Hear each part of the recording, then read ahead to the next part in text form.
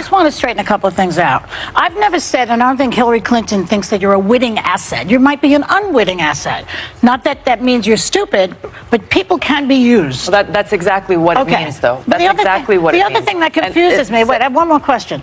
You're on state TV all the time. Why do you go on Fox TV? Fox Channel, which is a propaganda network, 16 times with Tucker Carlson. I never see you with Chris Wallace or that other guy, what's his name, Brett Baer. Well, why aren't you on with them? They're definitely middle of the road. Why do you go? In today's political environment, meaningful discussions are often drowned out by exaggerated claims and personal attacks. Tulsi Gabbard's firm denial of accusations that she's a foreign agent stands as a clear call for integrity and responsible leadership. When serious allegations are made without evidence, they not only harm the individuals being targeted, they also damage the credibility of those making the accusations. Worse still, these distractions shift focus away from the real policy issues that impact everyday Americans. Gabbard's response shows she won't be pulled into unproductive arguments or baseless doubts about her character. Instead, she stays focused on addressing the challenges facing the nation. Her reaction also highlights a broader concern, the increasing use of unfounded claims to discredit political opponents. This trend undermines public trust and makes honest, solution-focused dialogue more difficult. By standing her ground, Gabbard sets an example for others in politics. Lead with facts and respect, not personal attacks. She reminds both her critics and the broader political sphere that real progress depends on focusing on the issues that truly matter. How offensive it is to say that I am a witting or unwitting asset of a foreign country, working against the interests of our people and our country, the country that I am willing to lay my life down for. So if you're saying it's not deliberately, then you are implying that I am too stupid and too naive and lack the intelligence to know what I am doing. That is extremely offensive. Can I get you to put the quote up? Every woman of color. Put the quote back up? Because I think everyone has sort of missed something. What are we missing? Well, I think what you're missing is that that asset had nothing to do with Tulsi. She was talking about Jill Stein. Actually, her spokesperson confirmed it. I'm not making it. They called you a Russian doll. Her spokesperson confirmed it because some of the media followed up and asked for her spokesperson to say what she meant and confirmed that they were talking about me. So there was no mistaking that. Right. Okay. Well, that's clear. Well, the quote that we saw, I'm sorry, I just want to point out the quote that we saw wasn't. Well, they never named her. They never named her. She's talking, assuming Jill Stein will give it up, but she might not because she's also a Russian asset. This was after that quote was made. Media across spectrums were reporting about what Hillary Clinton just said about Tulsi Gabbard. You raised a second issue about why I go on Fox News. Yeah.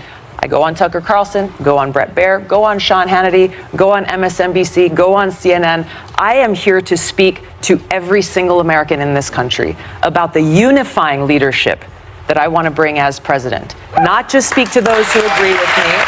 It's nice to think that but to speak with those who may disagree with me, recognizing that I'm asking for the opportunity to serve every single person in this country. We have to come together. Joy, you for our country. Tulsi Gabbard's decision to engage with a wide range of media outlets reflects a thoughtful and strategic effort to bridge political divides. By appearing on platforms with varying viewpoints, including networks like Fox News, she demonstrates that her message isn't limited to one political side. Instead, she shows a clear commitment to reaching all Americans, regardless of their political affiliations, as part of her broader goal to promote unity. Her approach challenges the idea that certain audiences should be ignored and emphasizes the value of engaging with people who may hold different opinions. This kind of open, respectful dialogue is essential for rebuilding trust and finding common ground in a deeply divided country. By making inclusiveness a central part of her outreach, Gabbard offers a strong example of how leaders can rise above partisanship and focus on solutions that benefit everyone. Which to a lot of conservatives, which by the way, you're going to have to win them over to get to the White House one way or another, is important. And I think just negating all of Fox's audience, I called Elizabeth Warren to task on it. Not their audience. We're talking about Tucker Carlson right now. I'm there to speak to the audience. They both have some of the largest audiences on television today. But I do want to ask you something else. Kamala Harris said recently that her race and gender are, quote, the elephant in the room, and that many still question if America is ready for a woman, and specifically a woman of color, to be president. And you're also a woman of color.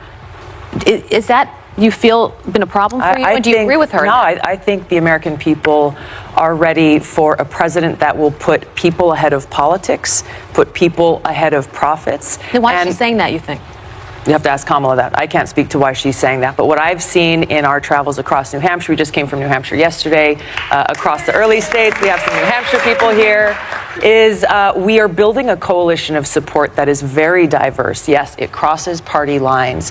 People who are looking out for the best interests of our country, which, by the way, makes me the best candidate to defeat Donald Trump so that we can then begin to do the very important work that begins the morning after to bring about the systemic change we need to see to take our government back from the rich and powerful who control it and make it so our government is. The relationship between identity and politics is often a complex and sensitive topic, particularly when it comes to the challenges women of color face in leadership roles.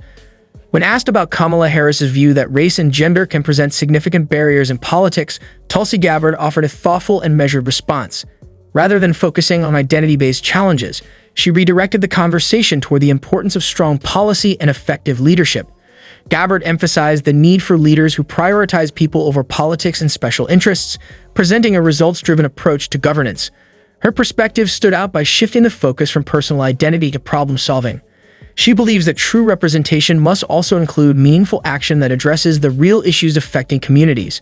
By centering her message on policies that bring people together rather than divisive identity narratives, Gabbard seeks to inspire a more unified and productive political movement. Her approach reflects a desire to move forward with solutions, not just symbolism.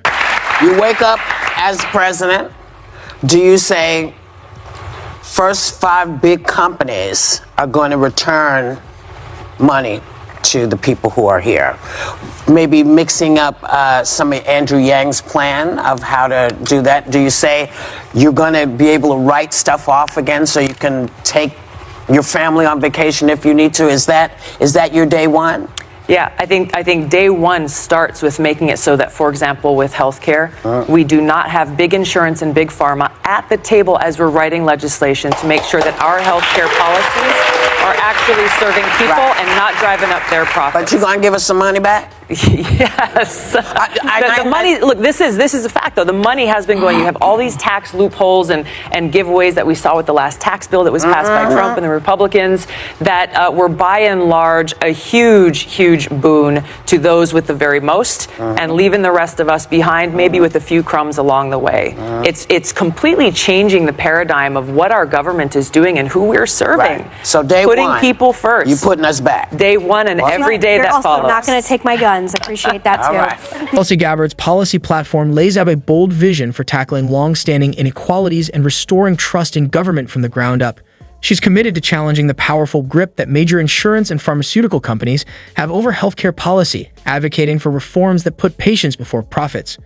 Her plan also addresses growing economic inequality, especially the widening gap made worse by tax policies from the Trump era, policies that largely favored the wealthy while leaving working families behind. By demanding a government that puts everyday Americans first, Gabbard highlights her commitment to fairness and inclusion.